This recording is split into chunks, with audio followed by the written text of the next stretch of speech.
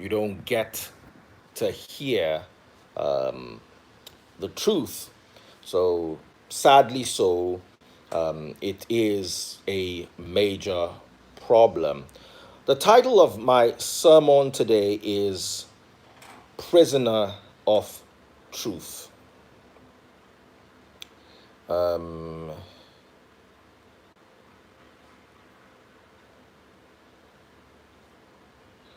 Prisoner of Truth. And it's very important that I teach this. It's very important that many of you get to understand how important the truth is. Christ said, "Know the truth, and it will set you free." Know the truth, and it would set you free. Sorry, I'm trying to get the hookup for YouTube and Instagram.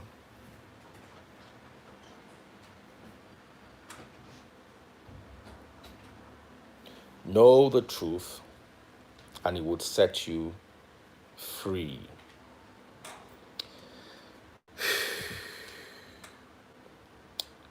A lot of people I've seen with utter disgust the way this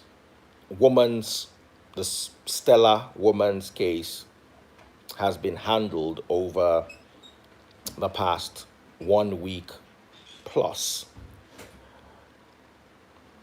I want to start with a prayer.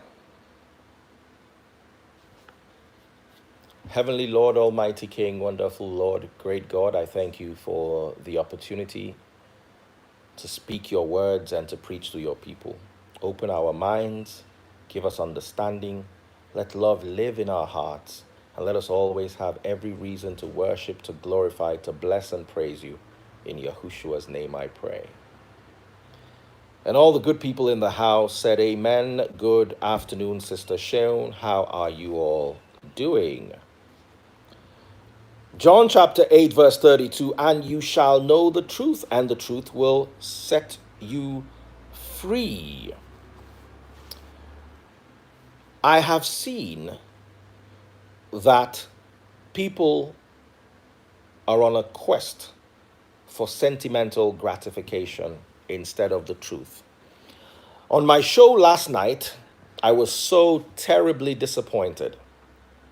I had 3 doctors. One was a toxicologist. The other 2 were doctors. One wrote an article that was published in the Journal of Medicine. He is also a Free Nation follower, Uchiwali. All of them agreed that it is too early to prescribe hydroxychloroquine as a treatment. They all agreed. The video is available on my YouTube. It's available even on Instagram. And many of you were there as part of the audience live. I don't know if Jigs is here, but if he ever was, if you see us, for instance, I was watching, they said 2 planes collided. It was in the news. I went to see the pictures. One plane's wing clipped another plane. That's not colliding. You don't want to know what collide is. Know what collide is. Just Google the word collide, and you understand that it's different from one plane's wing clipped another plane.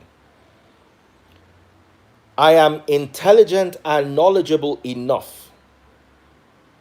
God does not joke with knowledge, neither does Christ, to be able to tell a pilot that he flew nonsense. I was sitting in a cabin one day, and we entered turbulence. And the pilot announced and said it was clear air turbulence. I could see lightning. I could see thunderclouds. How is this clear air turbulence? They flew straight into bad weather, and they rode it out. No problem. But don't tell us it is clear air turbulence.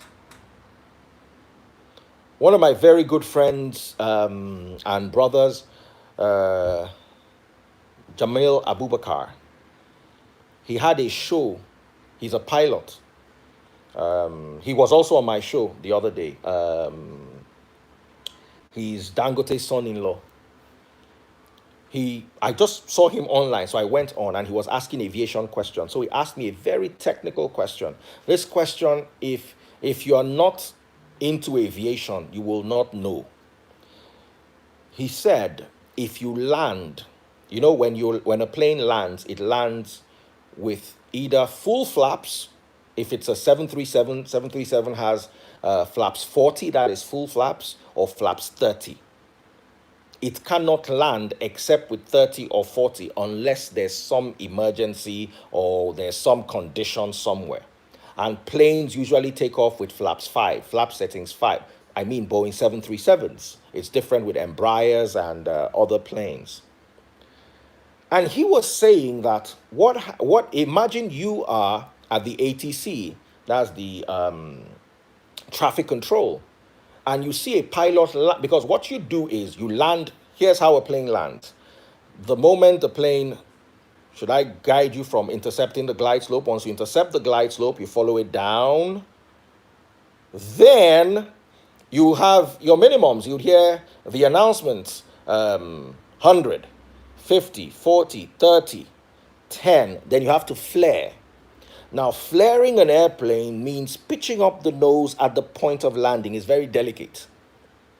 If you don't pitch it up well, you would bounce. So you have to pitch it up gently. I don't want to pitch it up in such a way that you can stall the aircraft or do something silly. So the moment you enter that pitch, you've retarded your throttles, then your rear landing gear touches the ground, then you ride it and then drop your front gear and then go on. You do that with your full flaps extended. The moment you coming in for landing and drop your gear, you're already on full flaps. Because a Boeing 737, for instance, would not allow you to go to flaps 15 without gear down. So it is flaps 5. Some would start with flap 1, flap 2. Most people start maybe flap 1, flap 5, flap 10. Then before you go to flaps 15, gear down flap 15. Then from flap 15, you can now do 25, 30. I don't know if it's 20, 30. I've forgotten the exact configuration. It's been a while.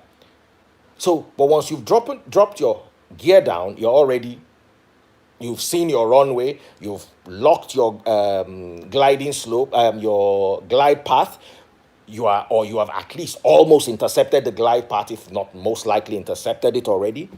So you're riding it down, you're just dropping your flaps, you're going down, your plane is coming down, you're feeding it throttle, depending on, you're watching your PAPI lights. There are 4 lights, 2 yellow, 2 red, 2 white. If they're 3 white, you're too high. If they're 3 red, you're too low. So you'll be working those lights gradually to try to follow, and you're also following the glide path.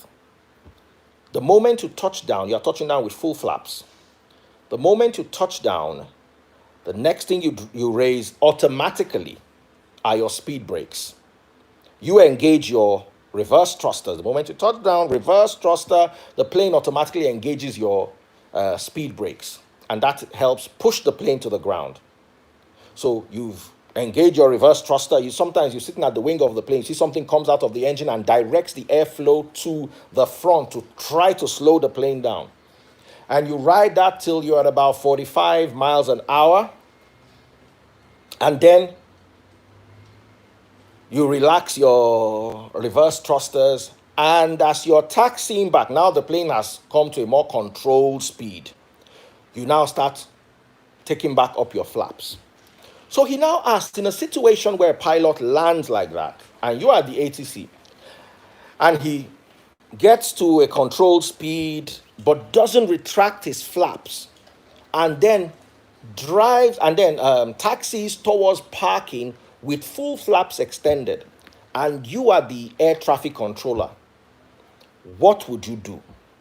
This is a technical question that even a few pilots would not know unless they've been in that situation. Who knows what the answer is? Sheon remembers this. Who knows what the answer is?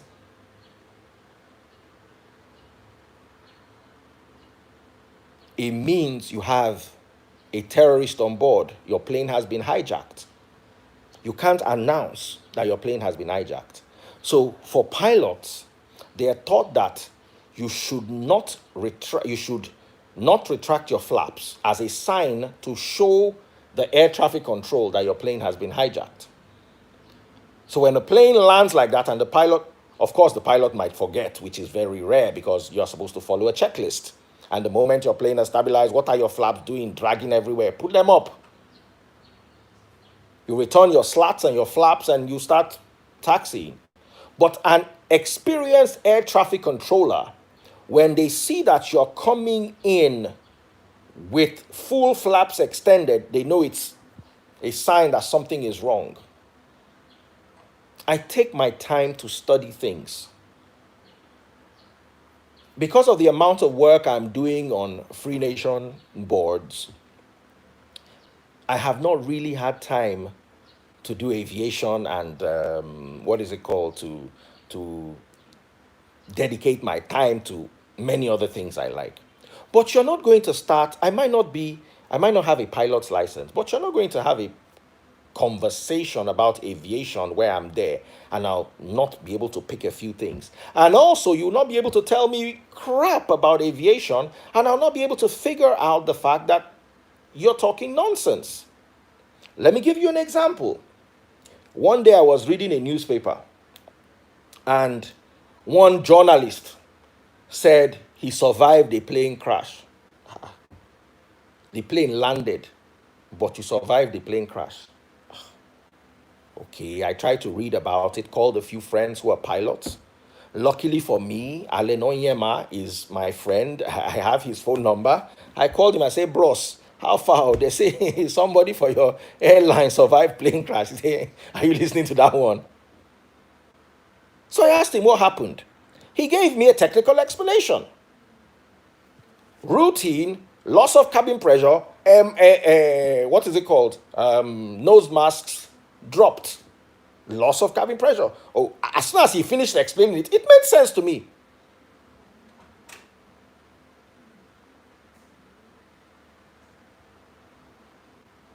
So I came online. The video is available on my YouTube. I came online. I invited him, and we discussed this.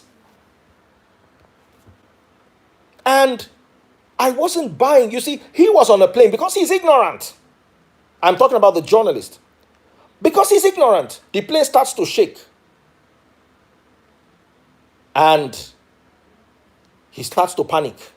Let me tell you one thing. I've been on a plane that nearly crashed before. I'll tell you the story. I was in the cabin, in the jump seat between the two pilots. Bad weather. We're coming in to Lagos. We had intercepted the glide slope. We're descending at, I think I checked, we're at 2,500 feet and we're descending at about 1,000 feet per minute. And we're at about 2,500 feet. Harmattan weather. Pilots couldn't see. Then the, what's that thing called? The localizer was faulty. So the localizer was giving us false readings. So I was just there chilling, gisting with my guys, when I just noticed that. Now, here's what happened. Fixation, very dangerous in aviation. One of the pilots was looking for the runway.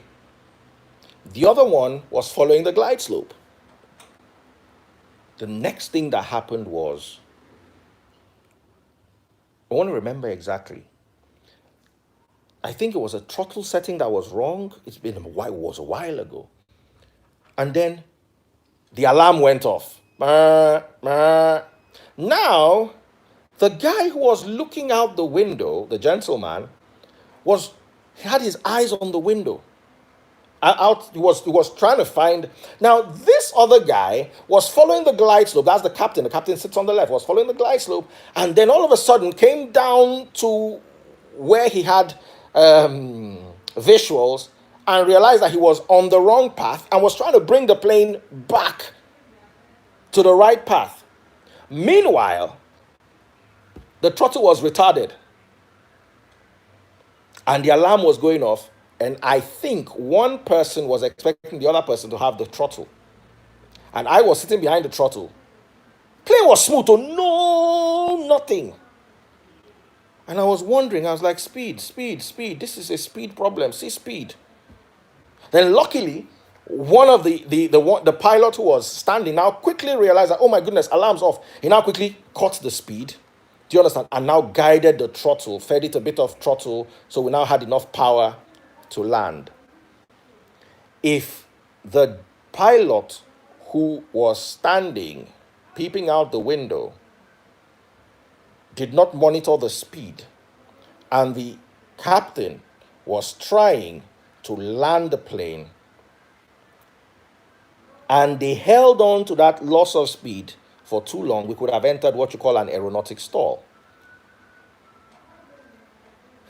Do you know, as soon as the plane landed, the first thing I did was I opened, there's a little window, if you've ever been to a plane cockpit before, there's a little window inside the door that shuts the pilots out.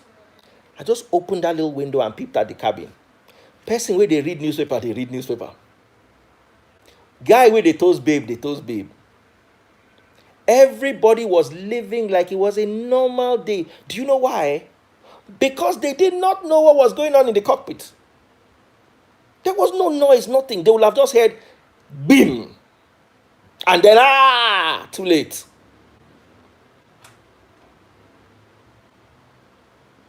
But meanwhile, plane is shaking like this. All of you are praying, going, speaking in tongues, everything.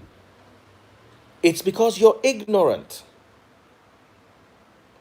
I've sat in a cockpit before where the first officer was guiding the plane while the captain was holding his cup of coffee like this. Hey, hold it, you are spilling my coffee, hold it. Meanwhile, service was going on in the cabin.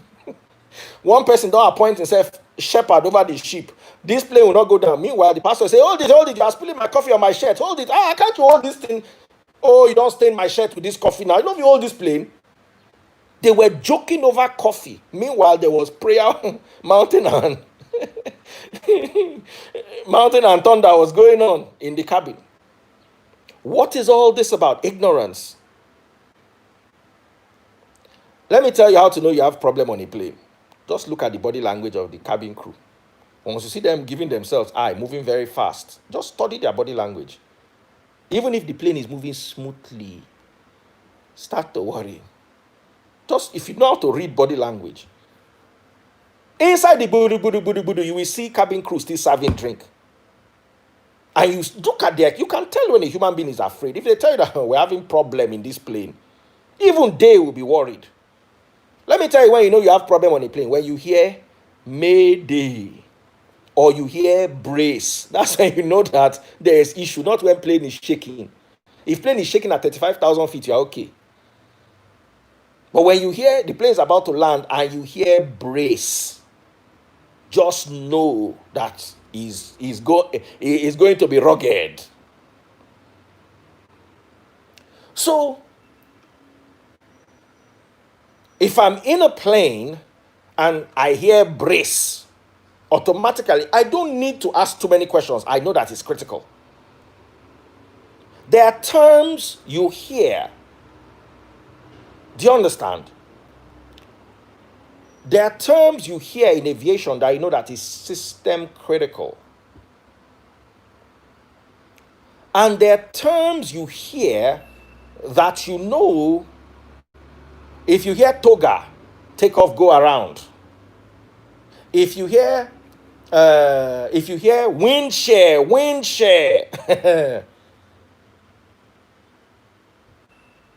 If you hear something like micro burst, these are things that you hear. You as a passenger, you are not going to hear micro. Who's going to come and tell you about micro burst? You see a plane parking and they are not taking off. They are waiting. All of them are queuing, waiting. They don't want to take off because of micro burst or wind shear activity. They're going to tell and say, watch out for wind speed, watch out for this. Okay, now you can take off. Those are things you hear that panic you: wind shear, microburst, brace. When, as someone who grew up inside a compound that had a hospital, my father's hospital where he used to do surgery was inside the compound I grew up. There are terms I expect to hear in medicine that if I do not hear, I will not take you seriously. Let me give you an example. You have cured 350 patients. Okay. You are a pediatrician. Going by the fact that you're a pediatrician and you cured 350 patients, can we just guess can we make an intellectual guess of the age range of the people who you probably would have cured if you are a pediatrician?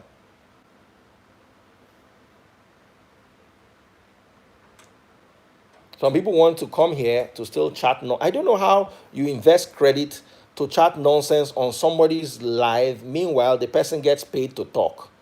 I don't know how you pay to come on someone's live who gets paid to talk. Who don't you have mathematics teacher?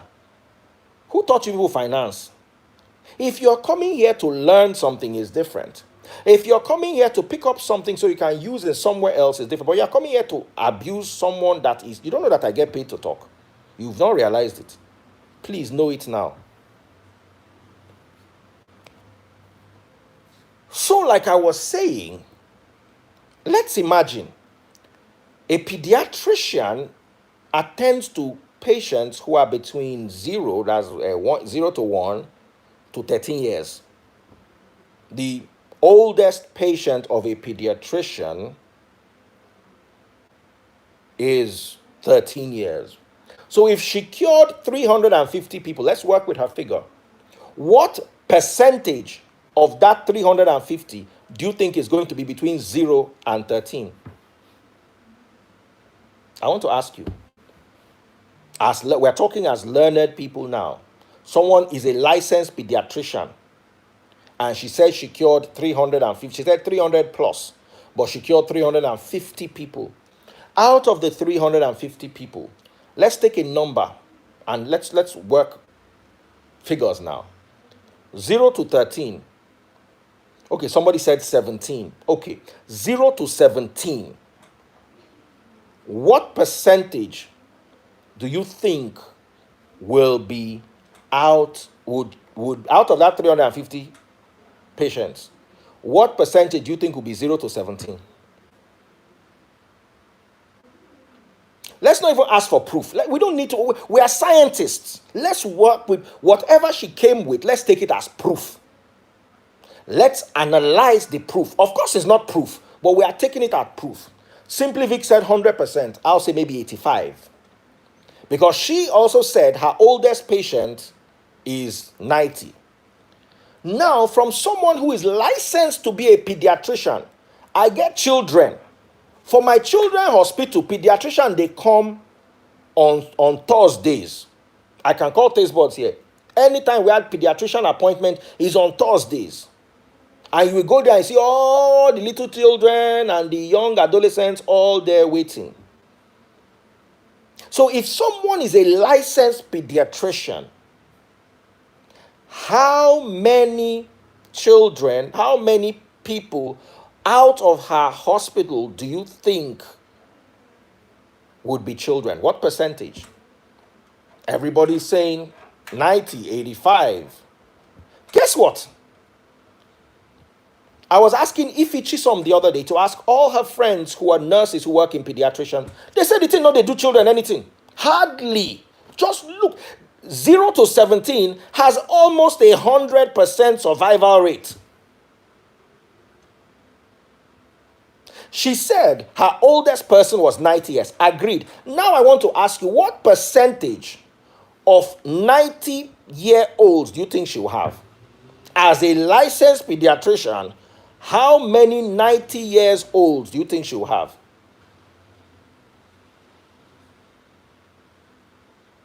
1%? 2%? 2%. So when somebody comes to tell you they had 300 patients, I expect to hear two words: randomized or non-randomized. Because randomized and non-randomized are two different scenarios. So if she had a oldest patient of 93, she's probably going, let's imagine she had 300 people. She's probably going to have two people of 93 or one person. Maybe 80 to 90, she'll probably have two people. 70 to 80, she'll probably have maybe four.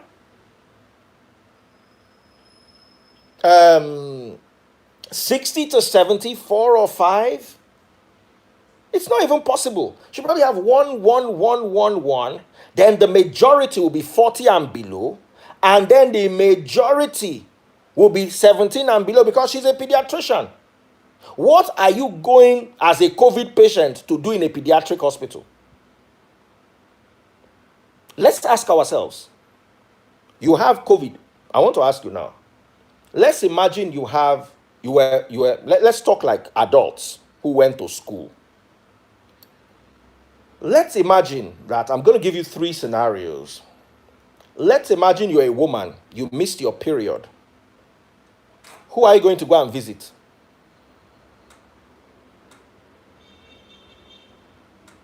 Somebody, Henry the Great said, in US is a division of labors. Are you a doctor? Doctor spoke yesterday. You have a pediatrician, and the pediatrician will be attending to 90-year-olds. Does it make sense to you? OB-GYN, thank you very much. Valda has sense. Gynecologist. Now, you are playing football and you fall and break your leg. Who are you going to see? Another question. You fall and you break your leg. Who are you going to see? Gynecologist? I'm still waiting. You fall. Imagine you are playing football and you fall and you break your leg.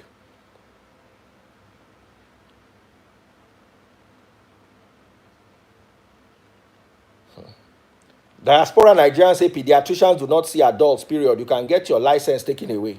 Orthopedic surgeon. So you fall and you break your leg. Now, will you fall and break your leg and go and look for a gynae? The gynae, let me tell you, you don't understand how specialized they are. Do you know that the person that gives you injection, the anesthesia, is an anesthetologist? A surgeon cannot give you that injection. Who has had a child in the US before? Let's talk an operation. They will wait for the anesthetologist would they wait for the pediatrician to come and give you injection if they want to, even though the pediatrician is on standby, because as soon as the baby comes out, they hand the baby over to the pediatrician. So this is a woman giving birth. The woman is giving birth as Henry the Great is saying is a woman that has given birth. Who has given birth in the US before? Now, when you are giving birth, who comes to give you the anesthesia injection? Is it a neurosurgeon? Is it a gynae?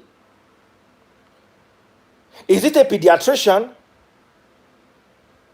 Or an anesthetologist? Someone said she did general medicine before specializing.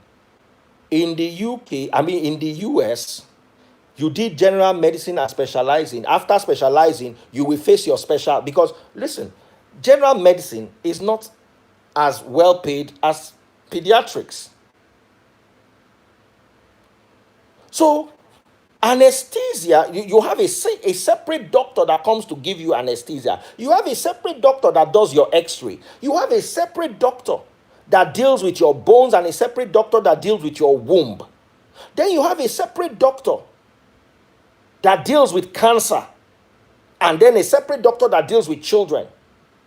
And then you will have an infectious disease and you will go to a pediatrician. If it does not sound off to you, I'm worried.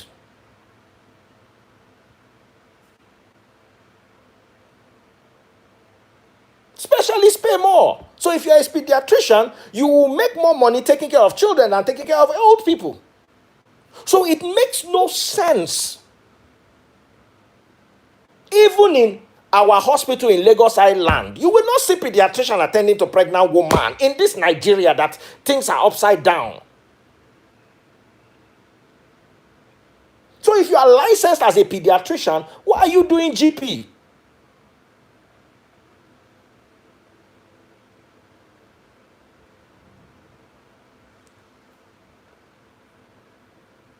Let's ask these questions.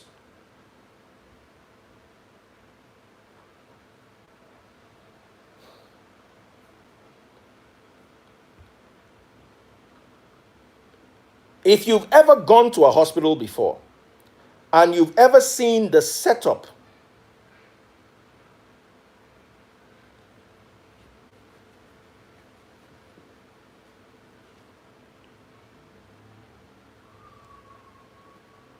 you will know.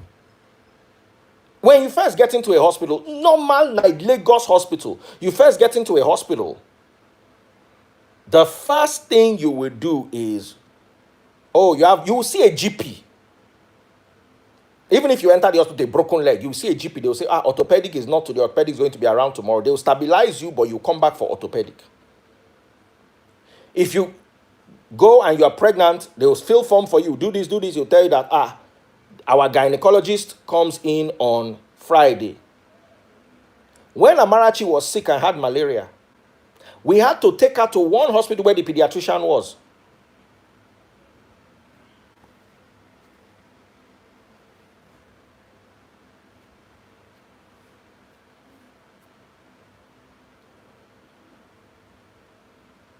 So you've got to understand these things, and you've got to be able to punch holes in statements. It didn't add up to me. When a pediatrician, you see, the first thing everybody did was, she wooed you with emotions, just the way Madagascar wooed you with emotions. We're Africans. We have a cure. WHO wants to give you people vaccine. Automatically, you don't want vaccine. You don't want this. You don't want that. Blah, blah, blah, blah, blah. Okay. Madagascar sounds like an enticing idea because we're all black. But you see, politicians, pastors, religious leaders, Yahoo boys, all use emotions to woo you. For a Yahoo boy to get to you, he has to appeal to your greed. Bring that 2 million, let's turn it into 50 million for you in 2 weeks. A Yahoo boy will not come and slap you and say, give me 2 million. No. He's going to talk to you. And by the time he's done with you, you're going to give him the 2 million yourself.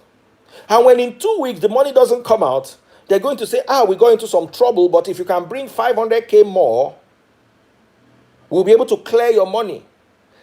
The moment you go and bring that 500K, you have entered stage 2. He's playing on your emotions of greed first, then your emotion of perseverance.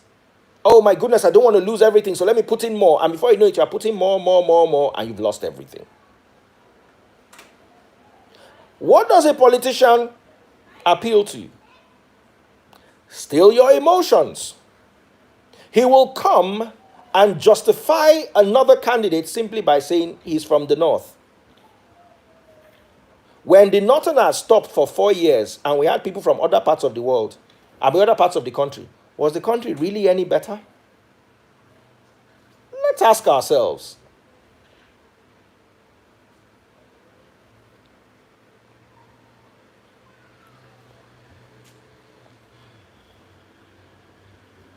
What do pastors appeal to? Your emotions of fear.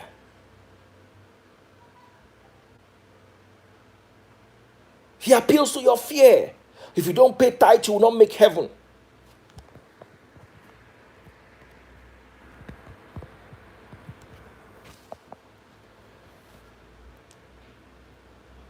If you don't pay tithe, you will not make heaven. You need to bring this, you need to bring this. God will not open the windows of heaven for you if you don't bring your money, if you don't bring your first fruit. They appeal to your emotions.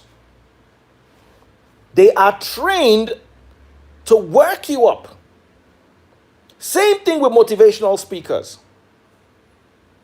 And all that woman did was submit an emotional claim. Don't get me wrong. Some people have had promising results from different combinations of hydroxychloroquine. But because it's been, you don't know whether it is the weather of that place that they use the hydrochloroquine and worked, or whether it's the age range, or whether it's their diet, or whatever it is too early to state that it's a cure. And you know my anger with her, she said she has a cure. The next thing she said was, other doctors are fake doctors. Only you, they say hydroxychloroquine, you are genuine. Everybody else is fake. Now let me ask you a question. This is another part of the argument that a lot of people did not think of. There are many independent scientists and many independent pharmaceutical companies that are not linked with any government. They are doing their work underground. Why have they not submitted their findings? Nigerian Doctors Guild president said that he discredited her statement. I read it for you yesterday from The Guardian. So what am I trying to say? I have a colleague who I always used to tell, stop being emotional. Stop being emotional. Stop being emotional. Don't be swayed by emotion. There are scenarios where a pastor, a celebrity made a claim about a pastor, and everybody supported her because she was a celebrity. And another person made a claim about a celebrity, the same type of claim, and everybody supported the celebrity. It was emotional. It's in-group bias. You support those who look like you, who you can relate with. Those outside are seen as aliens, are seen as crazy people. Now, other things that discredited this woman was a statement that they said she made, that when you sleep with demons in your sleep, you have endometritis.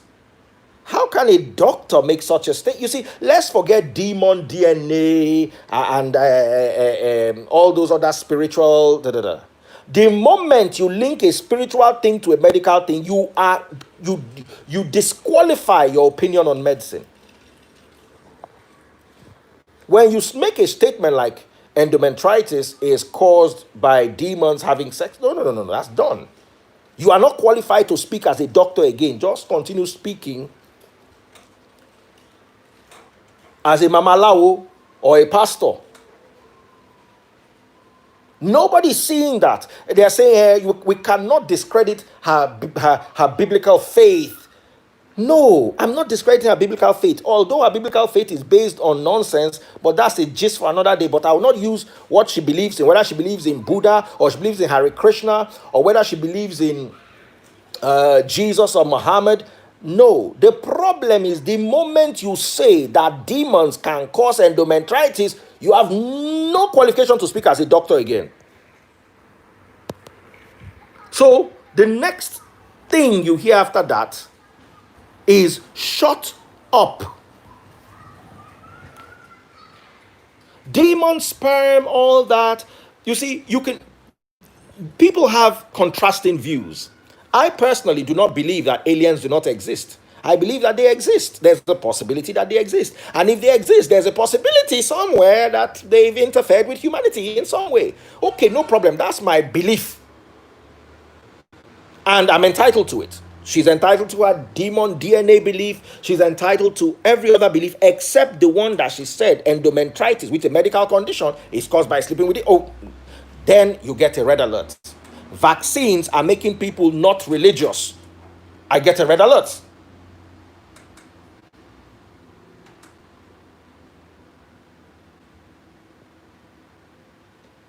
That scares me. And nobody is seeing these things because we're all swayed by the fact that she's black. We're all swayed by the fact that she's African. We're all swayed by the fact that we don't want the vaccine. So any other thing, no matter how poisonous it is, we prefer it to the vaccine. We're ignoring the toxicology of hydroxychloroquine. So I had a conversation with my dad today about it. And my dad, who has practiced medicine in Nigeria for nearly 50 years, said, or nearly 40 years, let me be more precise, said he normally administers chloroquine to patients who he's treated in Nigeria because this is endemic malaria. So if you're treating for anything, sometimes he just gives chloroquine because there might be underlying malaria, especially when he's dealing with poor people who don't have money to do a test. So he says, okay, this should be this, but okay, just take this chloroquine nonetheless. But he says chloroquine cannot cure viruses. Now, a lot of people are saying COV2 in 2005, Fauci said chloroquine was working. What they had was COV2 is a different strain. HIV-1, HIV-2, they are different strains.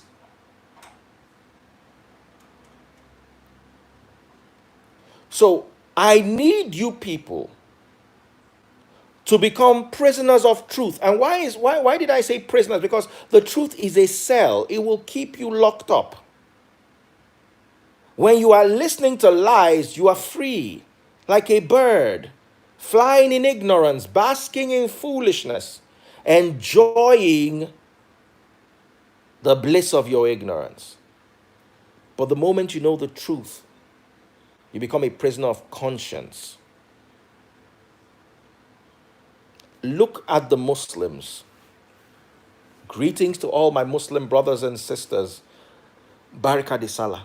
The whole of Hajj, only 1,000 tourists were allowed. Normally, they have a crowd of 2 million. If the Muslims could cut down 2 million to 1,000, can we not learn?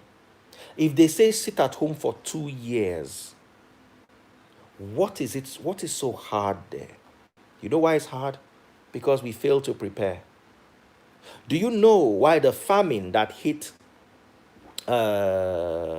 Joseph and Pharaoh in the book of Genesis?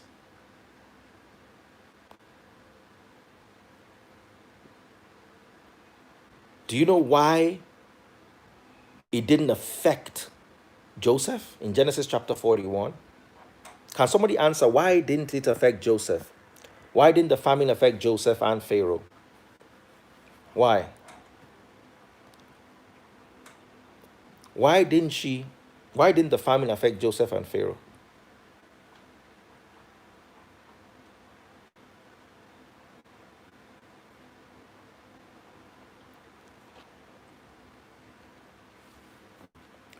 Planning.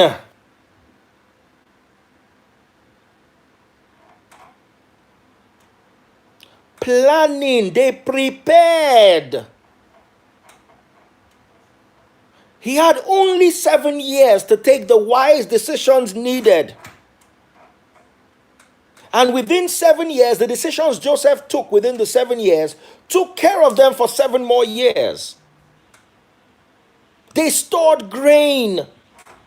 We have been pumping oil since the 60s. We don't even have anything to show for it. So no wonder sitting at home is looking so bad for us. Between 1960 and now, the UK went from 55 million to 65 million. Romania went from 19 million or 18 million to 19 million.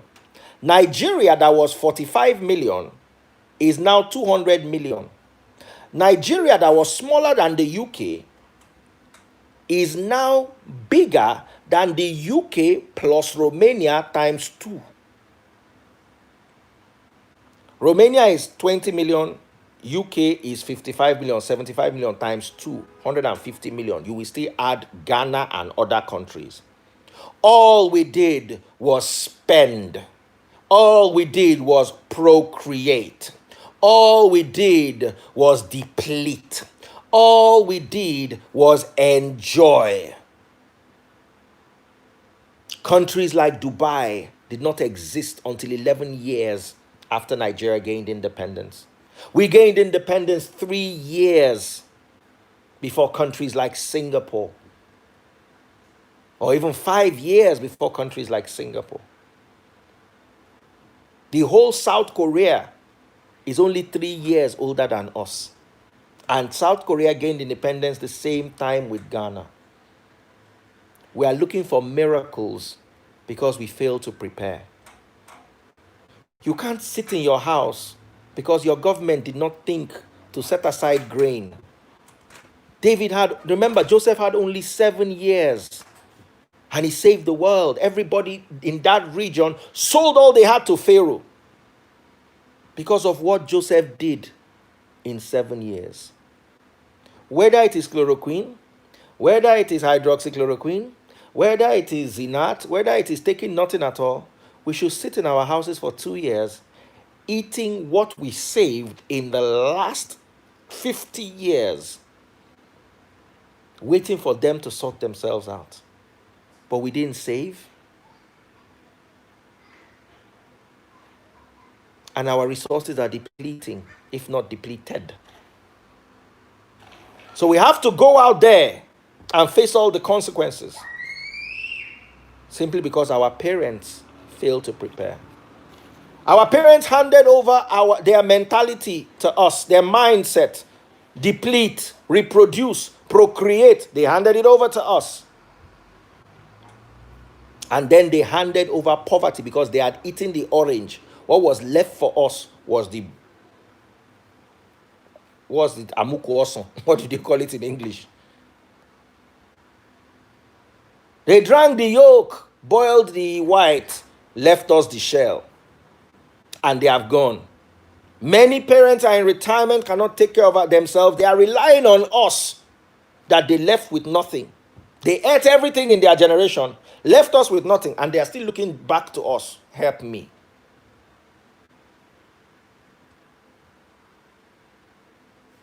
As long as this is our mentality, as long as this is our mindset,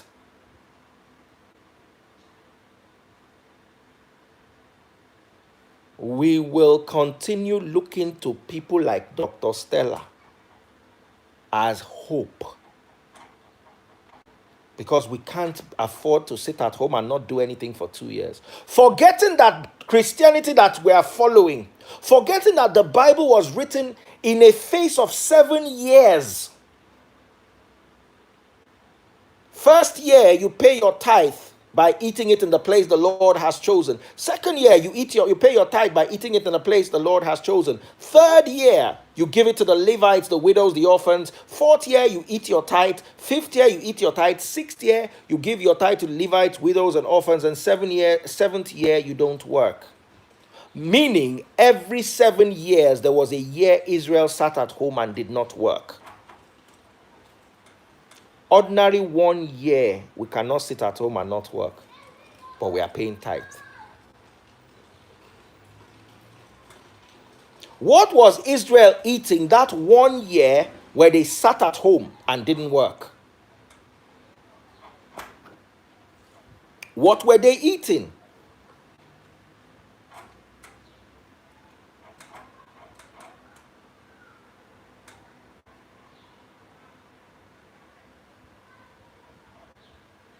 I'm asking you. Leviticus chapter 25, verse 1. While Moses was on Mount Sinai, the Lord said to him, give the following instructions to the people of Israel. When you've entered the land I'm giving you, the land itself must obey a Sabbath before the Lord every seventh year. For 6 years you may plant your fields and prune your vineyards and harvest your crops. But during the seventh year, the land must have a Sabbath year of complete rest. If it's the Lord's Sabbath, do not plant your fields or prune your vineyards during that year. And do not store away crops that grow on their own or gather the grapes from your unpruned vines. The land must have a year of complete rest. But you may eat whatever the land produces on its own during its Sabbath. This applies to you, your male and female servants, your hired workers, and temporary residents who live with you. Your livestock and your wild animals in the land will also be allowed to eat what the land produces. Meaning, now waiting they see, now in that they chop, they no go walk for 1 year. You where they follow principle of Moses, oh yeah, go outside, go eat waiting your land get. See whether I no go. Bafuka for 1 week.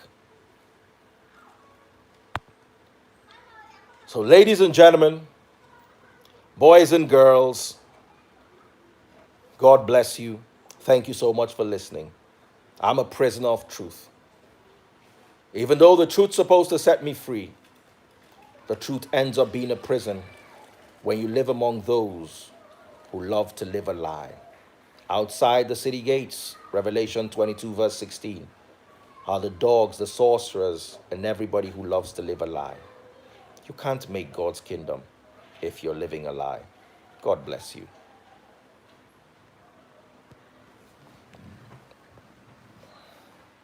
God bless you guys. God bless you, Osita.